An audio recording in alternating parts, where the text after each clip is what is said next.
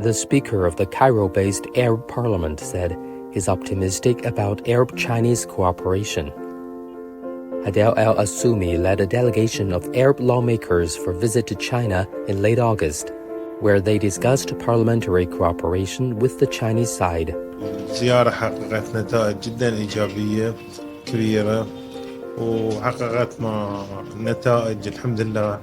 احنا نشوف نتائج جدا ممتازة في دعم العلاقات العربية الصينية، والزيارة اللي قمنا فيها مؤخرا من قبل عدة أيام كانت مهمة، ولقينا من الأصدقاء في الصين كل قبول وكل دعم وكل إيجابية، وهذا اللي شجعنا أن احنا سنبني أكثر في العلاقات العربية الصينية، على الأخص في العلاقات البرلمانية. The 6th China Arab State Expo is currently underway in China's Sichuan as a platform for China and Arab states to promote pragmatic cooperation. Assoumi expects that ties between the Arab world and China will continue to grow and achieve further positive results for both sides.